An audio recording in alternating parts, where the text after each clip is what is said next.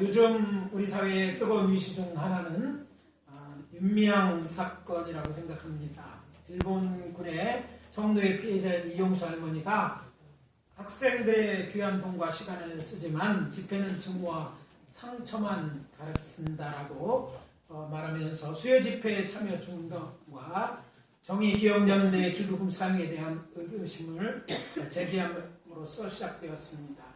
이후 언론을 통해 안성 위안부 피해자 쉼터 구입과 그리고 매각 또 회계 처리에 대한 여러 문제가 드러나면서 아시는 것처럼 지금 검찰 수사가 진행 중에 있는 상태입니다. 그런데 교계에서도 이 문제를 예의주시하고 있습니다. 그것은 바로 이분이 특히 윤미향 씨가 한신대학교 신학교를 졸업한 사람입니다. 그 한국 기독교 장로회, 그러니까 기장이라고 얘기하죠. 장로회 간사 출신으로 모교의 권사입니다. 이것 때문에 이제 교회들이 긴장하고 있어요. 그렇지 않아도 이런저런 우리 사회의 기독교에 대한 부정적 이미지가 강한데 이 일로 더욱 확산되지 않을까 심히 우려하기 때문입니다. 오늘 본문 말씀은 예수님께서 공생의 초기에 산에서 제자들에게 가르치신 말씀으로 산상수훈이라고 별명이 붙여져 있는 그런 말씀의 일부입니다. 예수님께서는 제자들에게 팔복에 대해 말씀하신 후에 너희는 세상의 소금이다, 너희는 세상의 빛이다 이렇게 말씀하셨어요.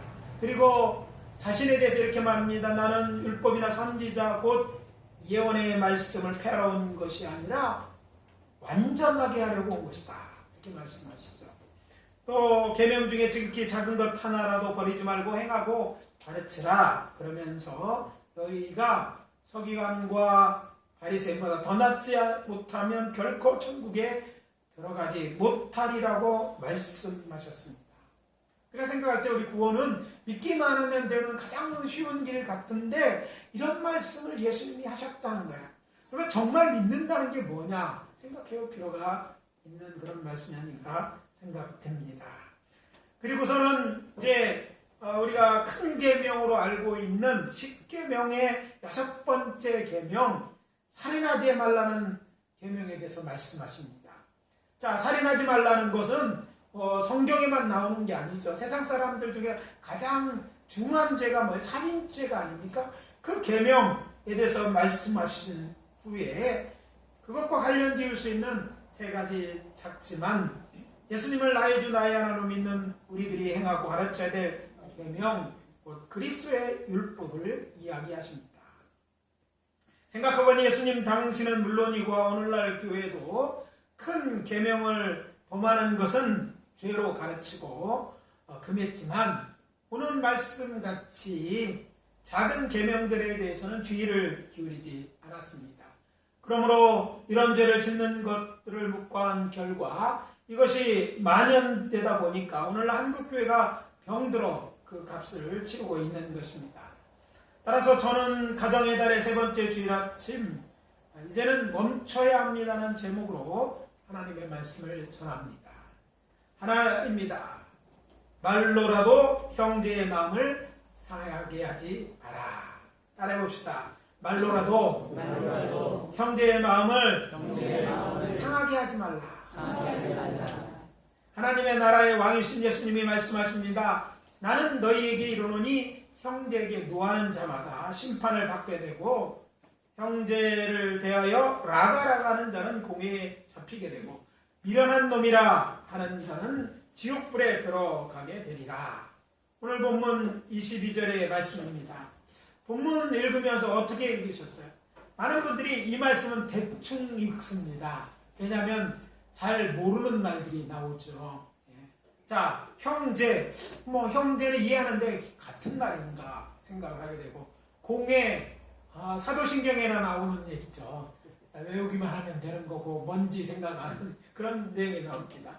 그 다음에 지옥불, 지옥불에 대해 생각해 본 적이 있는지 모르겠어요. 아무튼 이런 단어들이 나오기 때문에 이런 단어를 깊이 생각하지 않게 됩니다. 그리고 살인하자라 말라는 계명과 비극을 이거는 사소한 것처럼 여겨지게 되는 것이죠.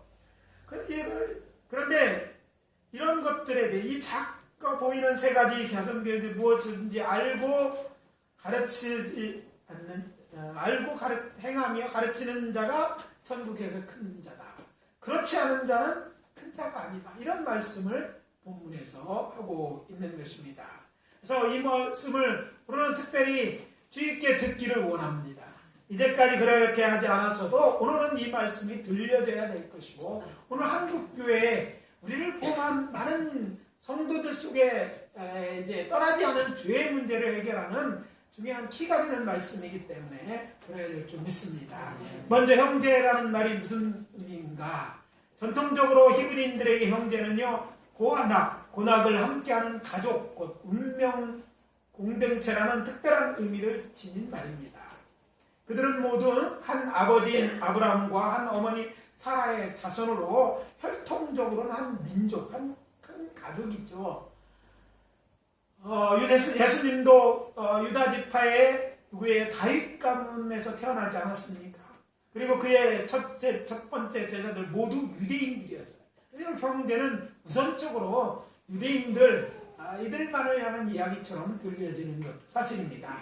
그렇지만 부활하신 예수님께서 승천하시기 전에 제자들에게 이렇게 말씀하셨습니다. 너희는 가서 모든 족속으로 제자를 삼아 아버지와 아들과 성령의 이름으로 세례를 베푸고 내가 너희에게 분부한 모든 것을 가르쳐 지키게 하라. 마태복음 제일 마지막 28장 마지막 절 20절에 나오는 그런 말씀입니다. 이런 말씀을 생각해보면 인종과 관계없이 초대교회에서는 모든 사람이 다 형제이죠. 아니, 오늘 우리들도 마찬가지입니다. 좀 넓게 생각하면 우리는 다 하나님의 자녀들입니다. 믿어지면 아멘? 네. 그렇다고 성을 하씨로 바꿔야 되면 자녀가 아니죠. 우리는 다 하나님의 자녀, 하나님을 다 아버지라고 부릅니다. 물론 촌수가 좀 헷갈릴 때가 있죠. 아버지도 하나님 아버지, 아들도 아들, 손자도 아버지에서 틀리지만 하나님 아버지이기 때문에 그래요. 영어로 하나님 아버지 그렇게 부르는 것이고, 하나님을 아버지로 부르는 모든 자가 그러니까 하나님의 자녀들, 곧 형제라고 말씀드릴 수 있습니다. 그래서 초대교회는 그래서 서로를 형제라고 불렀던 것입니다.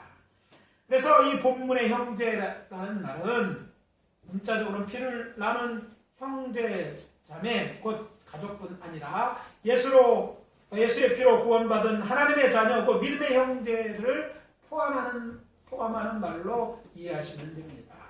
또 라가라는 말이 나오죠. 라가 모르는 말이죠. 외국어입니다. 히브리어를 그것도 헬라어로 음역한 말이죠. 히브리어도 모르는데 그걸 헬라어라는 거 그걸 우리가 알 리가 있겠습니까? 그냥 성경에 있으니까 라가라고 읽고, 다른 히브리어 이렇게 음역한 성경 말씀 여러분 많이 알죠. 샬롬, 이스라엘, 할렐루야, 이거 다 그런 말이에요. 근데 너무 잘 알아요. 근데 라가는 얘기해 준 사람이 없어. 그러니까 잘 모르는 건데, 이 라가는 분명한 것은 라가가 좀 이상한 말인 것 같아요. 하지 말라고 했으니까.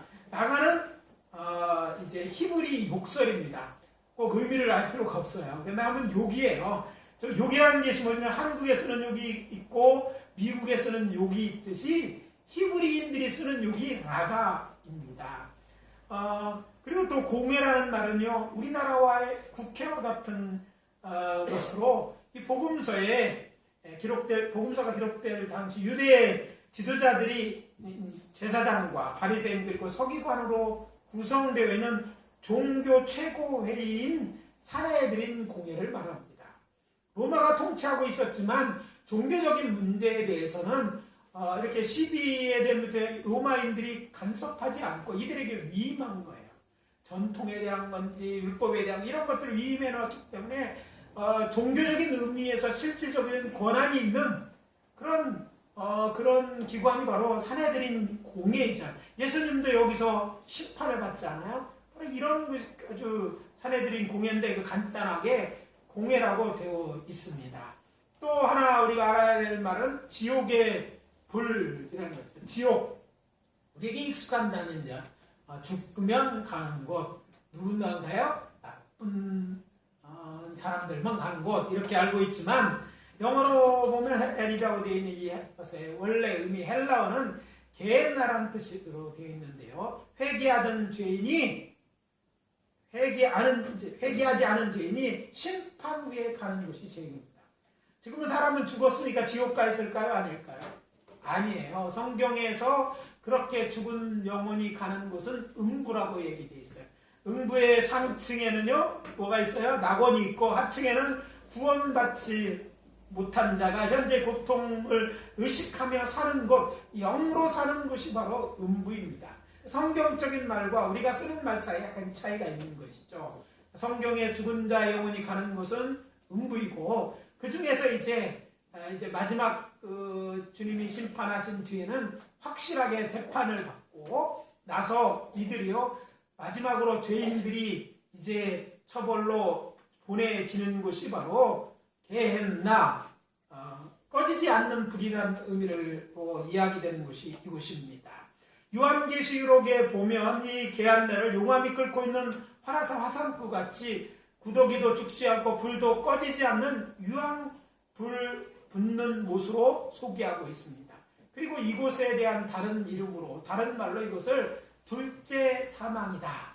이곳에 들어가는 사람들은요, 부활한 몸, 죽지 않은 몸을 입고 이 불못에 들어가고 그곳에서 영원히 고통당하기 때문에 둘째 사망이라고 이야기하는 것입니다. 이곳이 바로 게헨나인데, 지옥인데, 그 지옥에 대한 얘기를 여기서 하고 있는 것입니다. 이런 말씀, 자 이제 정리해서 오늘 본문의 말씀을 이야기 봅니다. 옛사람은 저 조상들을 얘기하는 것이죠. 너희 조상들에게 살인하지 말라. 누구든지 살인하면 심판을 하게 되리라. 심판을 받게 되리라. 라는 말 너희가 들었으나 나는 말한다. 형제에게 노하는 자마다 심판을 받게 되리니 너희는 형제에게 노하지 말라. 자, 너희는 살인해야지 어떻게 되면 심판받고 이제 이렇게 될 것 같은데, 여기서 주님은 말하면 형제에게 노하는 자도 심판을 받게 될 것이다. 재판정에 서게 될 것이다. 이렇게 말씀하신 게 있습니다. 여기서 노라는 노하다 할 때 노는 한자로 성낼 노자입니다. 자, 점점 불안해지죠. 성내다라는 말이죠. 화를 낸다. 형제에게 화를 내는 자는 너희들은 뭐예요? 심판을 받게 될 것이다. 그러면 어떻습니까? 이 말을 들으니까 가슴이 철렁하지 않습니까? 나와 상관없는 얘기인 줄 알았는데 뭐예요? 나와 상관이 있는 말처럼 들려질 것. 아마 여기 있는 우리 대부분이 그런 얘기인 것입니다. 이 말은 주님께서 이제 형제에게 성을 내지 말라고 하는 그런 말인 것입니다. 그렇게 되면 죄의 심판을 받게 될 것은 경고하고 있어요. 왜 그럴까요? 노하는 것, 성을 내는 것, 마음속에 행하는 살인으로 주님이 오셨기 때문입니다. 그래서 말씀드립니다. 화를 내지 마십시오. 화를 내지 마세요. 하나님께서 이것을 화내는 것, 그 화를 그것도 형제에게, 가족에게 표현하는 것을 살인과 같이 심판받을 그런 일이라고, 그렇게 중한 범죄라고 지금 이야기하고 있는 거예요. 또 이어진 말씀이 뭡니까? 형제에 대하여 욕하는 자는 공회에 잡혀가게 되리니 너희는 형제에게 욕하지 말라. 공회에 갇혀서 재판을, 이게 하나님의 말씀에 어긋난지 죄가 있는지 재판받게 될 것이다 라고 얘기하는 그런 말씀이죠. 아마 요즘 학생들은 마음이 찔리는 게 많을 것 같아요. 예. 욕이 뭡니까? 욕설은요, 모욕스럽거나 점잖지 않다고 여기는 말을 많이. 근데 주님 말씀하십니다. 다른 사람에게 욕설을 퍼붓지 마라. 얘기합니다. 욕은 듣는 사람의 마음에 깊은 상처를 남기고 그 사람의 자존감을 무너뜨려서 자신을 비하하고 자포자기하게 하여 죽게 만들거나 아무렇게나 자신의 인생을 살게 만듭니다. 그렇기 때문에 여러분의 눈에 보이지 않는 코로나 바이러스가 수많은 사람을 죽이듯이 이보다 더 많은 사람을 죽이는 살인이 바로 욕을 말하는 으로 일어나는 살인들입니다. 사람들은 내가 그냥 화가 나서 욕했다라고 그냥 단죄, 다들 하는 거라고 생각하지만 그 욕은 곧 살인을 하는 거와 똑같다는 거예요. 어떤 사람은 이 욕 때문에 자기의 생명을 잃게 되는데 그 사람이 심령이 약해서 그런 것이 아니라 그 원인을 제공한 욕한 나에게도 살인죄와 같은 그런 원인을 제기한 죄를 묻으시겠다는 그런 말씀입니다. 특별히 그 대상의 형제라면 정말로 말씀드리는데 욕하지 마십시오. 그게 내 자녀라도 그렇습니다. 자녀는 욕해도 된다라는 게 아니라 자녀에게도 욕을 하지 마십시오. 자녀나 형제들에게 욕은 해야 되는 거 아니에요. 우리 옛날 조상들이 잘못 가르쳤어요. 뭐 자녀들에게 나쁜 욕하면서.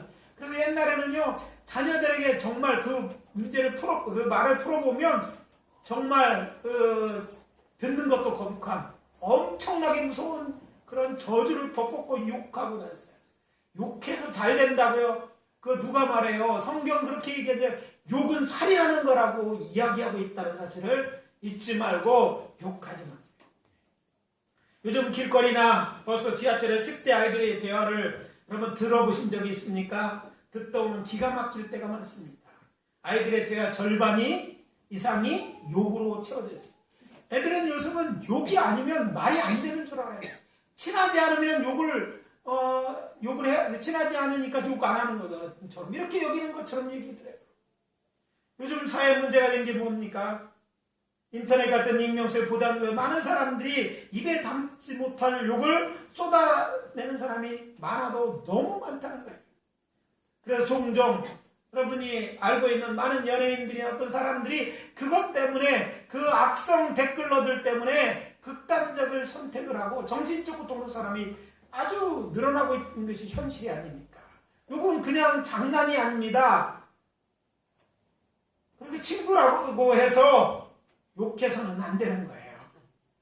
그것은 조폭이나 깡패 같은 악인들이 하는 짓입니다. 정말 친구라면 욕하지 말고 나는 친구라 생각하는데 내게 욕하는 그런 사람들과는 더 이상 친구하지 마십시오. 여러분 영혼을 죽이고 또 죽는 그런 일을 범하는 거예요. 장차 세상을 심판하실 주님께서 말씀하십니다. 욕을 하는 자는 잡혀 심판을 받고 영원한 불에 던져 버릴 것이기 때문에 형제에게 욕하지 말라. 우리 교회 학생들, 여러분들이 그리스도인으로 다른 게 뭡니까? 세상 사람을 왜 똑같이 욕하려고 합니까? 옳지 않습니다. 내가 아버지라고 자녀에게 무조건 욕할 수 있는 것도 아닙니다. 여러분의 입에서 더 이상 욕하는 일을 금하시기 바랍니다. 여러분은 하나님의 사람이에요. 하나님의 정말 사랑스러운 자고 그리고 욕먹을 자는 존재들이 아니에요. 여러분 자들을 대접하세요. 여러분이 그렇게 대접하면 남들도 여러분을 대접하는 거예요. 여러분들이 어렵다 존댓말하면 그 사람도 여러분을 존귀하고 존댓말합니다. 여러분 욕하면 돌아오는 게 뭐예요? 욕이고 여러분 한마디 하지만 돌아온 거는 훨씬 더 많아요. 제가 그거를 잘하는 게 우리 군대에 있을 때 우리는 욕부터 배운 사람이에요. 고참 이름보다 욕을 먼저 배운 사람. 왜 가르쳤다고요? 외국말로 욕하는데 웃고 있으면 보는 사람이 화가 터진다고 와서 처음부터 막 영어로 된 욕을 쫙 가르쳐주고 그것부터 외웠어요. 그래서 이 말 중에 뭐라도 하나만 딱 틀리면 영어 몰라도 되니까 여기 있는 욕을 다 하고 그 다음에 플러스 한국욕도 해라. 이게 아주 철저부터 이등병 때문에 교육받은 일이에요. 우리에게 이 말을 했다면 막 쏟아붓는 거예요. 그래서 제가 딴 건 잘 몰라도 욕은 잘합니다. 잘한다는 게 아니라 잘 알아요, 영어 욕은. 왜? 욕이 싫은 거거든요. 사람의 마음을 근데 이것이요. 어쩌면 장난 삼아하는 거 화풀이 같은데 사람의 마음을 상하게 하고 병들게 해서 죽게 만든다는 거예요. 그렇다면 이게 얼마나 무서워요. 인간은요, 만물의 영장이에요. 그럴 때 우리가 하는 말에는요, 역사가 있어요. 특별히 믿는 자들은 말 조심해야 되는데 믿는 자의 말 속에는요 하나님이 함께 하시는 여기 하나님의 영의 역사가 있기 때문에 사람을 죽이고도 살리는 그런 권세가 있어요. 그래서 말로 사람을 죽일 수 있는 것이 욕하는 거예요. 엄청난 죄입니다. 그리스도인이라면 욕하지 마십시오. 사람들에게 내가 그리스도인이라고 얘기했다면 욕하지 정말 말아야 됩니다. 그리스도인이 달라야 될 거 아니에요. 똑같으면 뭐가 그리스도인입니까? 그들에게 어울리지 않으면 그런 친구를 포기하십시오. 그게 그를 살리는 것이고 여러분이 사는 길인 줄 압니다. 그래서 입에서 어떤 욕이라도 하지 마시길 바랍니다. 자녀이든지 형제든지 친구에 대해 마귀에게 빼놓고는 하지 마시고 하죠. 마귀는 욕먹어도 되지 약한 존재이지만 그러나 사람들에게는 할 것이 아닙니다. 아무리 어린아이들도 아무리 해도 욕을 삼가시기를 예수 그리스도의 이름으로 축원합니다. 또 형제에게 미련한 놈이라 하는 자는 지옥불에 들어가라. 아니 형제들에게 미련하니까 미련하다고 하지 이렇게 생각할지 몰라요. 그런데 뭐예요? 그 형벌이 영벌을 받게 될 것이다. 이렇게 성경은 말하고 있어요. 누가요? 예수님이 너희는 형제를 미련한 놈이라 하지 말라는 얘기. 미련한 놈이라는 표현은요 헬라어로는 바보라는 말이고 히브리어 이것을 히브리어로 본다면 악한 자의 어리석음을 표현하는 말이기도 합니다. 그래서 분노하여서 상대방을 무시하거나 정죄하는 표현이 뭐예요? 이렇게 하는 거예요. 미련한 놈이라고 하는 거예요. 바보라고 하는 거예요. 그런데 그런 것 욕보다 노하는 것보다는 덜하지만 상대방의 마음을 지옥으로 만들고 자존감을 뜨럽게해서 살아나는 것으로 보겠다 하는 주님의 문제. 이것은 재판장이 하시는 얘기예요. 장차 세상을 재판하실 그렇게 말씀하셨어요. 하나님의 나라의 법은 이렇습니다. 여러분 세계에서는 아닐지 모르지만 성경에서 분명히 이렇게 하고 있으니까 특별히 우리는 이런 말들에 대해서 별거 아니라고 생각하지 않아요. 이제부터는 어떻게 돼요? 이제부터는 주의해요. 그리고 하지 마셔야 됩니다. 지금부터라도 멈추시길 바랍니다. 욕쟁이 할머니, 욕쟁이 누구, 이건 정말 하나님 편에서 특히 믿는 자들이 들어서는 안 된 말입니다. 여러분이 말에 선한 말이 나는 그런 우리 사랑하는 성도님들 다 되시기를 예수 그리스도의 이름으로 축원합니다. 둘째, 먼저 가서 형제와 화목하라. 따라해봅시다. 먼저 가서 형제와 화목하라. 오늘 본문 23절과 24절에는요 우리가 하나님을 믿으면서 이래야 마땅하다고 생각했던 그것을 한꺼번에 무너뜨리는 놀라운 말씀이 나옵니다. 그러므로 예물을 제단에 드리려다가 거기서 내 형제에게 원망 들을 만한 일이 있는 것이 생각나거든 예물을 제단에 앞에 두고 먼저 가서 형제와 화목하고 그 위에 와서 예물을 드리라. 아마 이 말씀을 하셨을 때 제자들도 깜짝 놀랐을 거예요. 왜냐하면 말도 안 되는 것 같은 이야기를 예수님이 하셨기 때문입니다. 저들은요 하나님께 예배드리는 일 그 어떤 일보다 우선되는 일이라고 생각하고 배워왔기 때문입니다. 여러분도 그렇잖아요. 하나님이 우리와 같은 인생입니까? 아니지 않습니까? 하나님 우리가 예배해야 마땅하고 그래서 하나님과 관련된 일은 먼저 해야 우선되어야 된다고 생각해 오셨을 것입니다. 창조의 질서가 그렇습니다. 하나님께서 천지 만물을 창조하실 때 제일 마지막에 인간을 만드셨습니다. 따라서 여호와 하나님은 왕이나 대통령보다 아니 천사들보다 지극히 높고 존귀하신 분이니까 그분에게 제사 드리는 일이 먼저입니다. 이게 당연한 일이죠. 신에서 하나님께서 계명을 주실 때에도 대신 계명, 하나님과 인간 사이의 계명이 먼저 있은 다음에 대인 계명, 사람들의 관계 계명이 나중에 나오지 않습니까? 그러니까 율법의 핵심이 그렇고 순리가 그렇습니다. 하나님이 먼저입니다. 하나님이 먼저 할 때, 하나님 우리가 축복받는다 너무나 잘 알고 있는데 예수님은 다른 얘기를 하고 계시기 때문입니다. 그런데 하나님의 아들은 예수 그리스도 이렇게 말씀하셨습니다. 하나님께 예물을 드리다가 내 형제에게 원망 들을 만한 일이 생각나면 예물을 제단 앞에 두고 가서 형제와 화목하고 그 위에 와서 예물을 드리라. 무슨 말입니까? 먼저 가서 내 형제와 화목하라. 제사를 드리는 것보다 이것이 먼저다. 그렇지 않고 제사를 드리는 것 내가 기뻐받는 제물이 아니야. 먼저 너희 화목한 다음에 드리는 그 기쁨이 나에게 드리는 기쁨의 제물이라 이렇게 말씀하고 있는 것이에요. 그러니까 내 형제에게 원망들을 말할 일이 있거든 그것부터 해결하고 와서 예배드려도 늦지 않다. 이것이 하나님의 뜻이라는 말씀을 하고 계시는 것입니다. 아마도 예수님의 제단은 예수님께서 예물의 제단을 드리려다가 하는 대목에서 레위기 3장과 7장에 나오는 하나님과의 화목제사에는 화목제를 생각할 것입니다. 아니 이것을 생각해야 답이 나옵니다. 성자 하나님 예수님께서 친히 이 세상에 오셔서 십자가에 돌아가심은 죄로 인한 하나님과 멀어진 죄인들을 화목하게 하기 위함입니다. 하나님과 죄인과 도저히 화목할 수 없어. 그런데 문제는 죄인은 하나님과 뭔가 할 수 있는 게 없어요. 죄 때문에 이미 죄가 작더라도 하나라도 있으면 죄인이고 거룩하신 하나님 앞에 심판받아 멸망당할 수밖에 없는 거예요. 그래서 누가 움직였어요? 하나님이 움직이셨습니다. 하나님이 우리를 사랑하사 어떻게 해서 이 죄인들과 하나님을 화목하려 성자 하나님이 친히 인간이 돼서 이 땅에 오신 것입니다. 그리고 십자가에 우리의 죄를 지고 죽으심으로 하나님과 우리를 화목케 하셨어요. 하나님께서 이 화목은요 중요한 주제예요.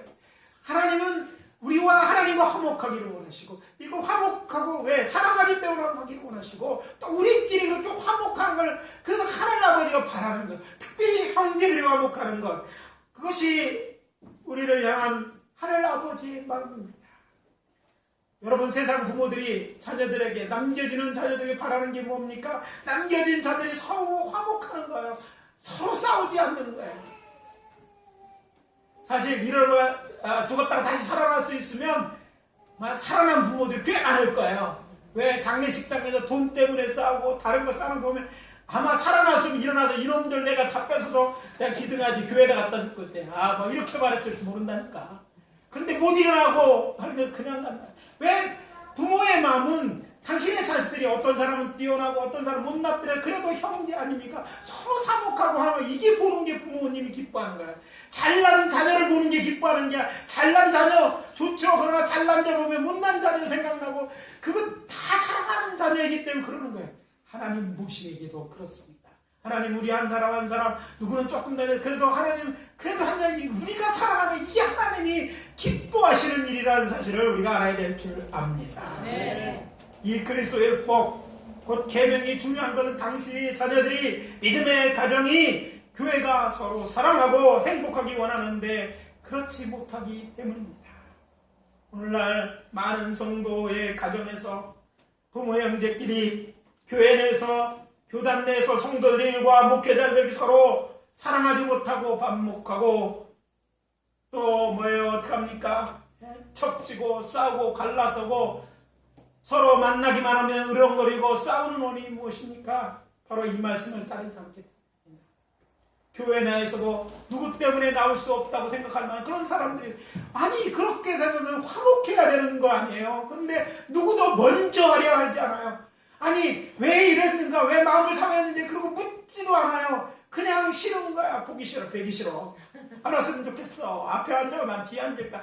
당신 9시에 교회는 나와 있고 나는 12시에 왜 간다? 이게 하나님이 기뻐하는 모습일까요? 이게 중직들이 해야 될 모습. 그런데 이런 사람이 너무 많아요. 신앙에 있다고 하면서 자녀들 부모들 안 섬기고 죽은 다음에 찾아오거나 재산 보러 오는 사람들도 있지만 이거 교회라고 하니까 세상 사람들이 우리 교회를 어떻게 알겠어요? 하나님이 기뻐하는 모습이 아니에요. 교회 가서 열심히 봉사한다고요? 헌금 많이 한다고? 하나님의 마음을 그렇게 아프게 하면서 그게 하나님이 기뻐하실 거라고 생각하십니까?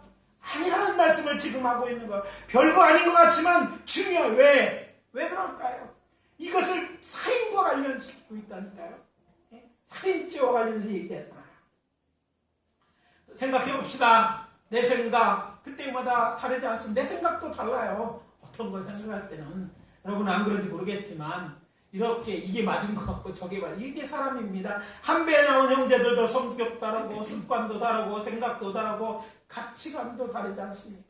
투표할 때 보면 다르게 찍는 사람도 많잖아요. 그런데 배경 속에 배경이 다르고 또 다른 부모에도 다른 관계 사람 두 사람만의 가정을 이루면 다른 것이 뭐예요? 당연하지 않습니까? 하물며 교회에서도 마찬가지입니다. 교회는요, 어떤 곳입니까? 교회는요, 딱 특색이 있는데 다 죄인들만 오는 곳이에요. 교회 오면 다 죄인이라고 그래. 목사도 그렇고. 맨 처음에 하는 게 뭡니까? 회개부터 하잖아요. 다 죄인들이 모였으니까 다 문제가 있는 건 사실인데, 그거 뭐 도토리 기대는 것처럼 뭐 했다고 서로 반복할 게 뭐 있습니까? 예? 또 교회에서 어떤 일을 결정할 때도 그렇습니다. 예? 내 생각만 옳다고 주장하고 우기지 말고 사랑하는 마음으로 화목하려고 해요. 다르지. 저렇게도 생각할 수 있구나. 그렇게 좀 뭐 그렇다고 결정해야 된다면, 누군가 의견을 따라갔다면 어떻게 됩니까? 어쩔 수 없이 뭐 그렇게 했다면 그래도 따라주고 기다려주는 것들이 필요합니다. 이걸 못해요. 내가 맞다는 거예요. 그러면 진리, 비진리는 성경에 있습니다. 이것은 맞고 틀릴 수 있어요. 그럼 다른 거는 선택이고 그럴 수도 있어요. 좀 틀리면 없고 어디 가면 어떻습니까? 이것 때문에 반복하는 것, 하나님이 제일 싫어하는 게, 문제는 네가 먼저 고치라고 해. 네가 안 고치니까 내가 안 고치고, 네가 이래야 된다고 하니까 교회가 하나 되지 못하는 거예요. 여러분, 안타까운 교단이 교류 때문에 갈려진 교단은 많지 않아요. 또 별거 아닌 것 때문에 사실 화목하지 않아서 갈라진 거, 감정 상하고 이것 때문에 우리 교단도 뭐 다르지 않습니다. 제가 양쪽을 이렇게 화해하러 다니는데 제일 어려운 게, 나만 없고 당신이 이렇게 해야 된다. 네가 어리니까, 내가 더 사랑하니까 뭐 이렇게 얘기하는데, 제가 볼 때 뭐 거기서 거긴데 뭐 다 사랑해요. 제가 얘기합니다. 다 사랑합니다. 다를 수 있어요. 그러나 뭔가 따라주면 여기 정도는 서로 이야기. 그걸 못하는 우리 교단, 아직도 뭐 열몇 교회 나간 교회 아직 하나가 되지 못했어요. 저에 대해 기대를 키는데 걱정이 이제 큽니다. 왜? 그거 안 고쳐져요. 이거 병이거든요. 예. 납보로 고치라고 하는데 제가 무슨 뭐 하나님입니까? 하나님은 한 방에 해결하시죠. 근데 하나님 우리에게 맡기셨어요. 화목해야 되는 거예요. 화목하지 못한 것들, 내가 정말 옳은 것이냐, 다를 수 있잖아요. 아니 달라야 되잖아. 똑같으면 한 사람은 필요 없는 사람. 하나님께서 오직 했으면 75억 인구 중에 오직 나 한 사람을 만들었을까요? 예, 그렇죠. 나는 혼자뿐이라고요. 그만큼 달아야 되고, 달라야 멋있고, 달라야 하나님을 더 기쁘게 할 수 있는 거예요. 똑같은 생각, 똑같은 말, 뭐 어떤 것 진리에서는 같아야 되지만 다른 건 그게 아니에요. 그럼 싸울 이유를 찾지 마시고 화목할 이유를 찾아야 돼요. 네? 이해해 주는 거예요. 좀 기다려보는 거예요. 진짜 맞은지 틀린지. 그리고 말을 얘기해서 나는 틀릴 것 같아. 그래도 기다려보는 거예요. 제가 선거할 때 보니까요, 내 생각이 틀린 적도 많더라고요. 그거거든요. 여러분, 좀 이렇게 생각을 바꾸라는 그런 말씀인 거예요. 왜? 잘못했다가 그 별거 아닌 것 때문에 그를 미워하고 또 증오하고 또 화내고 분내는, 여기서부터 출발되더라고. 그럼 결국 뭐예요? 그를 죽이는 살인에 관한 죄를 짓고 있는 것이. 사랑하는 것이 하나님의 뜻입니다. 화목하는 것이 하나님의 뜻입니다. 내 생각은 그렇게 중요하지 않아요. 하나님의 생각이 더 중요합니다. 하나님 우리 한 사람들 다 위해 나만 더 사랑하는 게 아니에요. 그렇기 때문에 화목하는 일에 힘쓰기를 바랍니다. 아울러 놓치지 말아야 될 것이 23절에 그러므로라는 말로 시작되었음을 생각할 때 앞구절과 깊숙이 연결된 말씀이라는 것입니다. 따라서 형제에게 원망들은 말할 일을 먼저 해결하지 않는 일은 형제에게 노하고 욕하고 미련한 놈이라 말하는 것과 같은 행동으로 심판한 주이신 예수님께서 이것을 마음으로 입으로 살인하는 것으로 여기겠다는 암묵적인 메시지가 담겨있는 말씀으로 보셔야 됩니다. 왜 이것을 같이 얘기했을까? 왜 그러므로 그 얘기를 하고 이 얘기를 했을까? 깊이 묵상해 보면 그렇게 다루게 했으니까 너희들은 뭐예요? 화목하라고 지금 이야기하고 있는 거예요. 다시 한번 말씀드립니다. 우리가 먼저 가서 화목합시다. 내가 먼저. 따라해봅시다. 내가 먼저. 짜장면 먹을 때만 내가 먼저 하는 게 아니라, 화목은 내가 먼저 하는 거야. 네가 먼저가 아니라, 네가 이렇게 하면 내가 이러는 게 아니라 내가 먼저 하는 거야. 왜? 그래야지 하나님 기뻐하시는 거예요. 마지막으로 함께 있을 때 급히 사화하라. 시간 관계상 짧게 말씀드립니다. 여기서 형제가 아니라 고발하는 자, 곧 피해 당사와 함께 길을 갈 때 뭐 그럼 피해 당사자가 길을 가면 어디 가는 길을 가겠어요? 법정 가는 길이겠죠. 그게 급히 사화라는 말씀입니다. 사화, 잘 모르는 말이 또 나오죠. 오늘 본문에 참 잘 모르는 말이 많이 나와서 그냥 넘어가기도 합니다. 사화라는 말이 뭡니까? 법조로 처리할 송사를 개인적으로 사이좋게 풀어버려라 하는 이런 말이에요. 그러니까 법정에 가지 말고 개인끼리 양보할 거 양보하고 양해를 구하고 또 잘못된 용서를 구하고 이렇게 해서 풀고 법정에 가지 마라. 그렇지 않으면 그가 너를 고발해 재판을 받게 될 것이고 그렇게 되면 너는 옥사에 하게 될 것이다. 또 죗값을 다 치르기 전에 풀려나지 못하리라. 예수님은 그 얘기를 뒤에 쭉 하시고 있는 거예요. 세상 법정에 서서 부끄러운 민낯을 드러내고 곤욕 추리를 당해야 될 것이니 그렇게 하라. 먼저 가기 전에 먼저 해결하라고 했어라. 이런 얘기예요. 그렇지만 이 말씀 앞에서와 같이 이전 두 계명의 연결해서 이해하면 이거보다 조금 더 다른 메시지가 보입니다. 먼저 형제라 할지라도 피해를 주고 그 일이 해결이 안 돼서 법정으로 가는 길이라고 생각해 봅시다. 이때부터는 형제가 아니라 이미 남입니다. 피해자와 가해자이지 여기에 이런 법정 송소의 문제 딱 들으면요 형제 자매 부모 형제도 없어요. 부부 남편도 없어요. 그래서 왜 형제란 말이 빠져 있을까? 묵상하다 그런 생각이 들죠. 또 여기서 놓치지 말아야 할 것이 있습니다. 일이 이 지점에 이르면 상대방이 나를 인하여 마음으로 살인할 정도로 내가 그 원인을 적응했다는 걸 생각해요. 자, 여러분이 잘 아는 사람이면 그 사람과 별거 아닌 문제로 법정에 가겠어요? 아니죠. 내 마음이 엄청 상했다든지 기분이 야 이건 도저히 안 되겠다고 생각하니까 법정 가는 거 아니에요? 여러분이 보통 사람 그래요. 너무 형편이 없어. 내가 갚을 돈이 있는데 근데 와서 정말 미안한데 눈물 내. 그럼 어떡하겠어? 죽일 거 살리고 감옥에 넣어봐야 그것도 아니잖아. 그러면 어떡하겠어요? 그래 나중에라도 갚어 하고 마는데 법정을 왜 그래? 있는데도 안 내. 잘못하면 안 줘. 쓸 거 다 써. 전두환 29만 원 아직까지 쓰고 있는데 뭘 붙이고 있는 얼마나 열받는 거예요. 네? 전두환이 잘했다는 얘기 아니라 누가 봐도 이게 이해가 안 되고 화나는 얘기라는 거죠. 그러니까 이 사람이 송사를 한다는 거죠. 법정 가겠다는 얘기 아니겠어요? 무슨 얘기냐 생각해보세요. 상대의 마음을 그렇게 한 원인을 누가 제공해? 내가 제공했다는 얘기를 지금 하고 있는 거예요. 여기서 이 말을 하는 이 대상이 누구냐면 제공한 너희가 사정하여서 너희가 이 문제를 해결하라고 노력하라 이런 말인 거죠. 그래서 어떻게 하냐? 문제는 형제가 마음으로나 어떻게라도 나에게 살인하지 못하게 그런 살인죄를 지칭하게 네가 만들어라는 거야. 왜? 네가 원인 정자니까 네가 풀어라는 얘기예요. 그러면 사람의 마음이 그렇습니다. 그러면 아무리 그래도 용서를 구하면 이해되고 용서되는 그때 상황을 또 들어보면 정말 무조건 막 다 어떤 결과적인 보고 이러거는요 큰 잘못을 범할 수 있어요. 그런 생각 안 돼요. 특별히 법적인 문제까지 될 만큼은 중요한 일이라면 여러분 생각해요. 그 상대방 입장에서 생각해요. 나에게 오직 화가 났으면 저랬을까. 물론 그 사람이 악인이었을 경우도 있지만 형제라는 데도 했다면 내 원인이 나에게 있다는 생각해보고 그 문제를 풀려고 노력해야 되는 거예요. 내가 할 수 있는 최선을 다하면 저는 된다고. 정말 마음으로 다 하려고 하고 어떻게라도 하려고 하고 정말 한다 그러면 어떡하겠어요. 감옥에 넣는다고 해결되는 것도 아니잖아요. 그렇잖아요. 충분히 그의 개인적으로 풀 수 있는 문제예요. 그래서 말씀드립니다.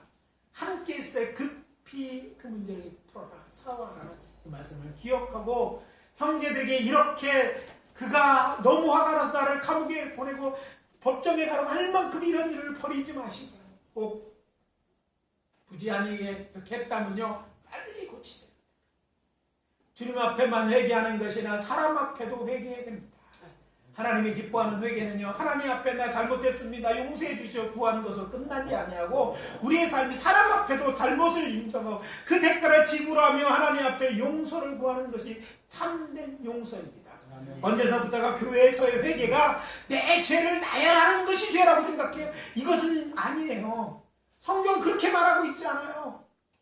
그러니까 구약의 제사법에 보면 꼭 잘못하고 이런 거 배상까지 해야 돼. 잘못하면 손해라니까 하나님 앞에 재물 드려야지. 재물도 비싼 거잖아요. 네, 재물 드려야지. 또 배상도 이 배율이 달라요. 그래가지고 하여튼 걸리면 엄청나서 근데 하나님 다 알고 계시니까 무조건 죄지면 손해거든요. 이것을 우리가 알 필요가 있어요. 그래서 이 말씀이 우리에게 적용해야 될 줄 압니다.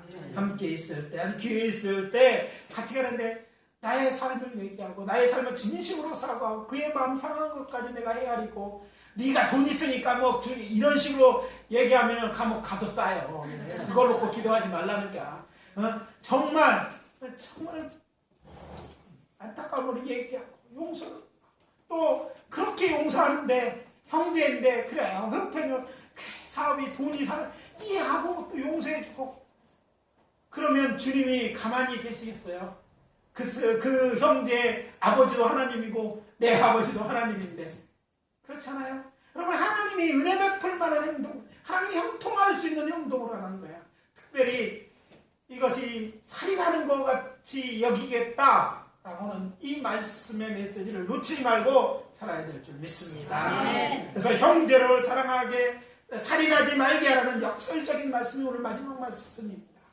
말씀 마무리합니다. 우리는 너무 큰 계명만 중시하고 작은 계명들을 무시하는 경향이 있습니다. 그리스도의 성화는요 온전함을 추구하는 과정입니다. 그러므로 작은 계명이라도 지켜야만 합니다. 아멘. 우리 주님이 말씀하셨습니다. 말로라도 형제의 마음을 상하게 하지 마라. 먼저 가서 형제와 화목하라. 함께 있을 때 사와라. 이 말씀대로 살기로 다짐하는 분들만 큰 소리로 아멘. 아멘. 기도합니다. 1분 동안 공성으로 기도하고 제가 마무리합니다. 여러분들이 혹시 이제 말로 또 여러분의 정말 화목게 못함으로 이런 것도 있다면 이 시간 회개하시기 바랍니다. 다같이 기도합니다. 아버지 하나님의 은혜를 감사합니다. 이 말씀 가정을 온전케 회복시키고 그가 교회 되게 하고 또 우리가 하나님 앞에 설 때 부끄러움이 서게 하려고 하나님 주신 말씀을 믿습니다. 하나님 말씀을 깨달아 아버지 하나님 마음을 주시고 이제부터는 우리 입술에서 정말 말로 사람의 마음을 상하게 하고 살인하는 그런 일들이 없게 도와주시고 아버지 하나님 먼저 화목하게 하라는 주님의 말씀, 화목하라는 말씀에 순종하며 또 더 나아가서 아버지 다른 사람들에게 아버지 하나님이여 살인의 마음을 품을 수 있는 같은 그런 잘못된 삶을 살지 않는 저희들 되게 하여 주시옵소서. 그래서 이 말씀에 우리 그리스도인들이 그리스도인처럼 살아가되 그래서 하나님 앞에 영광 돌리고 하나님이 기뻐하는 삶이 있게 도와주시옵소서. 하나님 역사하여 주시옵소서. 아버지 하나님께서 주신 말씀 적어 보이지만 이것이 큰 계명이고 아버지 이렇게 크게 여기시는 주의 음성을 듣게 하여 주시옵소서. 아버지 하나님 주의 은혜와 사랑을 감사합니다. 오늘 이 말씀이 우리의 삶에 도전이 되고 주의 메시지로 들려지게 하시옵소서. 아버지 우리가 이 점에 간구하였음을 이 시간 고백합니다. 말로 인하여 아버지로 화를 내고 욕하고 아버지 하나며 저를 무시하는 말을 함으로써 아버지 하나며 형제들의 마음을 아프게 한 것이 있습니까? 자녀의 마음을 아프게 했습니까? 부모의 마음을 아프게 했습니까? 살인과 같은 큰 죄임을 듣습니다. 이제부터는 그런 일을 멈추게 하여 주시옵소서. 그리고 아버지 하나며 화목하라는 주의 말씀을 따라 그것이 어떤 일이든지 아버지 하나며 화목하는 꺼리낌이 되지 않는 줄 믿습니다. 아버지 하나며 주님 말씀대로 먼저 형제와 화목하는 저희들 되게 도와주시고 끝으로 아버지 하나며 주님 말씀하셨던 것처럼 이제 아버지 하나며 저희들 때문에 형제의 마음에 정말 우리 감옥에 처할 만큼 그런 일들이 만들지 않게 도와주시고 진심으로 사과하고 진심으로 힘을 다해서 아버지 하나님 그런 엉망들을 일을 하지 않는 저희들에게 도와주시옵소서. 그래서 아버지 하나님의 기뻐하는 삶이 있어지고 이 모든 것이 아버지 하나님의 그리스도의 복음의 계명임을 깨닫고 이 계명을 잘 아버지 하나님이여 따라 지켜 행함으로 하나님께 기뻐하는 삶이 있어지고 사람들에게 아버지 하나님이여 그리스도의 다른 점을 드러낼 수 있도록 도와주시옵소서. 우리의 마음에 교만하지 않게 도와주시고 이런 유혹으로부터 아버지 하나님 우리를 건져 주시옵소서. 그래서 우리로 하여금 아버지 하나님 예수 닮은 그리스도의 이름에 합당한 그리스도인들이 되게 하여 주시옵소서. 지금은 우리 구주 예수 그리스도의 은혜와 하나님 아버지의 사랑하심과 성령님의 내주하시고 역사 교통하심이 살인하지 않은 말씀과 경하여 주신 세 가지 계명 지키고 행하기요 가르치기를 다짐하는 당신의 사랑하는 믿음의 권속들 한 사람 한 사람 머리머리 위에 지금부터 영원까지 함께 계실지어다. 아멘.